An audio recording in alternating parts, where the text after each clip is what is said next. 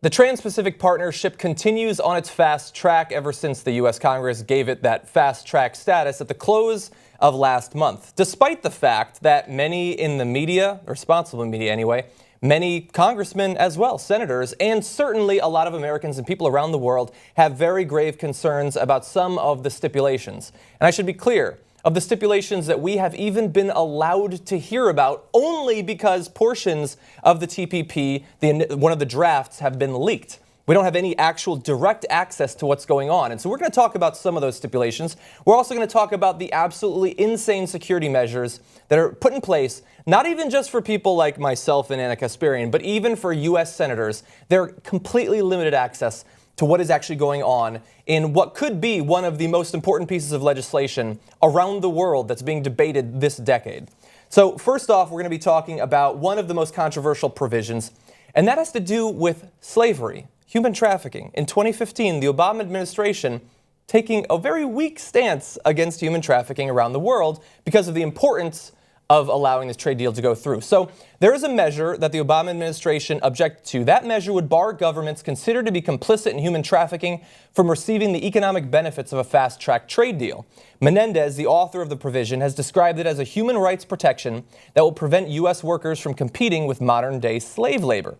Now, the administration pushed against the provision, saying it would prevent Malaysia from participating in the deal and eliminate incentives for the country to upgrade its human trafficking enforcement, which seems a bit odd to me. Because it seems like if you bar them from participating over human trafficking, that gives them some incentive to do something about it. But what do I know? So this is such an incredible portion of the trade agreement, especially when you consider the fact that we have a biracial president who knows the impact that slavery has had on African Americans in the United States. But the reality is the U.S. doesn't really genuinely care about slavery or slave labor in other countries when it comes to turning a profit. So in this case, the administration is urging against getting rid of the slave labor that you see in countries like Malaysia because they're worried that Malaysia will no longer do business with the United States. They'll do business with China instead. Yeah. So in the eyes of the Obama administration, slave labor is okay as long as you're turning a profit, as long as you have business relations, as long as you have a free trade agreement. Yeah. It's disgusting. Yeah. And when you really think about the policies that we have in place in the United States, or the lack of policies we have in place in the U.S. that prevent our own corporations from outsourcing jobs to other countries that have slave labor, why would it be surprising that the Obama administration would sign on to slave labor as part of the trade agreement? Exactly. Yeah, and I think it's hard for some people who don't pay attention to these international issues to really understand that we're not like exaggerating and saying these are people who work in sweatshops, or they don't get the right benefits, or they don't have unions, or they don't get enough pay. No, we're actually talking about people who are being forced to go into these factories. They're literally slaves in these countries, not just Malaysia. We're particularly pointing out Malaysia here, but there's a number of different countries that have various industries that do actually use forced labor. Sometimes people, the actual citizens of that country, and sometimes they import them. We've had discussions about how Saudi Arabia treats some of their foreign workers. And that is something that theoretically America could use either its economic power or its soft power of persuasion to do something about. But apparently we can't do it when we're trying to get a major trade deal passed through. Now, again, we're going to talk about a lot of different aspects of this. But one of the aspects that I want to talk about is the way that even the governments of various countries are being handicapped in terms of how they're going to be able to review the stipulations of the TPP once they are finally made public. Now, we've talked about how it now has fast-track status in America, which means that when it is finally done being negotiated between all of the different Pacific and North American countries that are being involved in the TPP, we are not going to have a big debate in the U.S. Senate or the Congress about it. All we're going to have is an up or down vote, a relatively swift one. It's going to look a lot like the passage of the Patriot Act. And what does it matter that this is a bill that has to do with labor standards, with environmental standards, with copyright law, with pharma law, with pretty much any area of the economy you can come up with? It has major world-reaching effects in. And we're not going to have a discussion here. And as you're going to see in other countries, it's going to be the same. So keep in mind that not only are members of Congress being left in the dark when it comes to this, not only are members of the media left in the dark when it comes to these negotiations, once the negotiations are finalized, no one in Congress can question it. They can't ask for an amendment, okay? Once the negotiations are over, it's over, okay? There are no provisions, there are no changes to it. It's a disaster. Yeah. And it totally undermines what the democratic process is supposed to be about. Yeah. There's a lot of shady behavior, there's a lack of transparency, and whenever you have those situations, it's because the policies that are being negotiated usually work against the people. Yeah. Yeah, and look, devil's advocate, I can understand why the Obama administration wants it. They want to be able to say to all of these countries, okay, the deal that we negotiate now, that we've literally been negotiating for years. I read an article about the TPP, not an article, it was actually an excerpt from one of the diplomats working on it, and they were saying, you know what, I think that if we get things right, we can close this thing out by 2013. So obviously that didn't work. Now, what they want to be able to do is say to all these countries, okay, you agree to this? This is the deal. They don't want to say, okay, this is probably the deal, but then there might be amendments that'll force us to go on and on. I get that. It would be convenient, I'm sure, for you to not have to deal with democracy, but unfortunately, that's the country that you were elected to lead. There are others that you can run for if you'd like, where they don't have those sorts of inconveniences. Now, as I said, U.S. is not the only country that has a deal of this sort. Australia also has something called the Blind Agreement Report that warns that under the current system, Parliament is faced with an all-or-nothing choice on whether or not to approve trade agreements and can only officially review trade laws once they've officially passed. This does not provide an adequate level of oversight or scrutiny. This is an Australian source discussing this.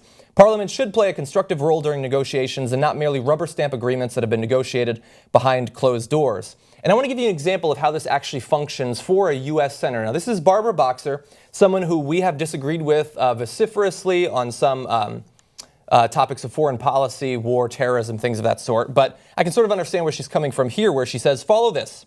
You can only take a few of your staffers who happen to have a security clearance because, God knows why, this is secure, this is classified. The guard says you can take notes, but you have to give them back to me, and I'll put them in a file. So I said, wait a minute, I'm going to take notes, and then you're going to take my notes away from me, and then you're going to have them in a file, and you can read my notes, not on your life. That is a U.S. senator who cannot take out, she can't take pictures of it, she can't get a copy of it. This is not like a negotiation to destroy ISIS. These are trade deals. This is regulations of sugar. This is how long novels will be protected after the death of their author.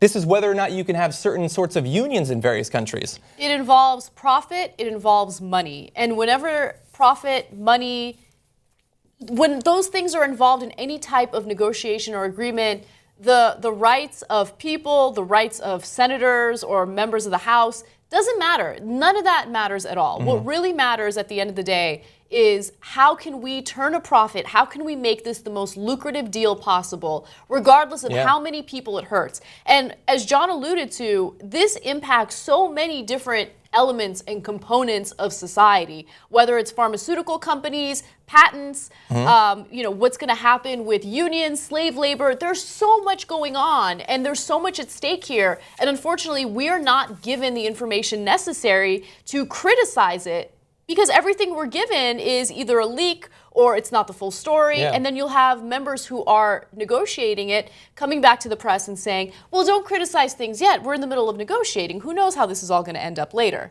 So basically, We would like to know. We would like to know about all portions of this negotiation. That way we can put pressure on our representatives and on the administration to do the right thing. If we don't know what they're doing, then we can't put that pressure on them. We can't ask them to represent us in our best interest. Yeah.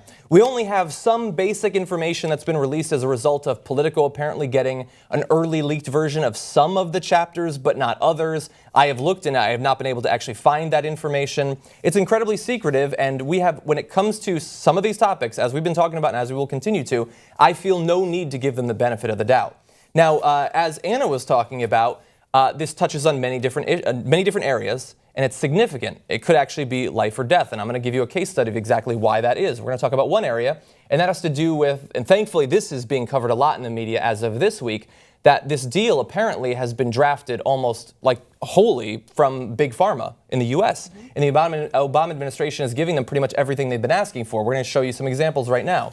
The draft chapter, one of the ones that has been leaked, covers software, music, and other intellectual property issues as well. but its most controversial language involves the rights of drug companies. The text reveals disputes between the U.S., often with support from Japan, and its TPP partners over a variety of issues: what patents can cover, when and how long they can be extended, how long pharmaceutical companies can keep their clinical data private, and much more. On every issue, the U.S. sided with drug companies in favor of stricter intellectual property protections. Some of the most contentious provisions involve patent linkage, which would prevent regulators in TPP nations from approving generic drugs wherever there are any unresolved patent issues. The TPP draft would make this linkage mandatory, which would help drug companies fend off generics just by claiming an infringement. Which means it's already incredibly difficult to get generics to compete with the incredibly overpriced drugs that many people either want or desperately need to continue their life. This would make, even if there's a shadow of a doubt in whether there was a patent infringement, they would shut down that generic. And this would be, again, like the economies represent something like 55 to 60% of all world economic activity. Understand that if this portion of the TPP stands as it is today, as it's being reported in the press this week, it will be a complete and utter disaster for people who rely on drugs to keep them alive. It means that there will be less generic drugs available on the market because pharmaceutical companies will make it extremely difficult for generic drugs to be produced. And then on top of that, healthcare costs in the United States are going to be even more expensive. So everyone is going to have to pay more for healthcare costs. People are probably going to lose their lives because when you think about the non-generic versions of a lot of these life-saving drugs, they're astronomical. You just cannot afford them. Yeah. So if this stands, it basically essentially says that the administration would much rather favor the profit motive of the pharmaceutical companies over the best interests and the lives of American citizens. Yeah. And that's sick. And I think that undermines any type of intention Obama had during the Affordable Care Act negotiations, right? You talk about how much you care about Americans and how much you want to make sure that they can afford health care. If you genuinely cared about that, you wouldn't allow pharmaceutical companies to have so much sway over the trade agreement. Pharmaceutical companies will make the argument that the reason why they need these patent protections and the reason why they need their patents to be extended is because they want to make sure that the millions of dollars that they put into researching new drugs are paid back to them. That way they have an incentive. There is a profit motive. They want to make a little bit of a profit, right? And then, sure, generic drug companies can do their thing. But the reality is pharmaceutical companies, as you know, make more than just a small profit. They make an extreme amount of profit, okay? And they want to continue making an extreme amount of profit. So is it important to strike a nice balance to ensure that they still have an incentive to make these drugs? Absolutely. But that balance has already been struck. In fact, it's been struck more in the favor of the pharmaceutical companies. They have those protections already. They already have those protections. They're making a tremendous amount of money. They make enough money to basically convince doctors to overprescribe things like painkillers and Iadarola. Okay, if they have money for things like that, and if they have enough money to influence something like the DCM, the Diagnostic Statistical Manual, they're doing fine. Yeah. Well, thankfully, at least with the prescription painkillers, there's no side effects. And so it's okay to just hand those out willy-nilly. Now, I wish that we could give you far more information. I wish that we had access to far more information. But because of the process, we don't. I don't know that that's going to change. I don't know exactly when the TPP is going to be available to be read and to be voted on. I'm sure that Obama is trying his best to get it done during the remainder of his presidency.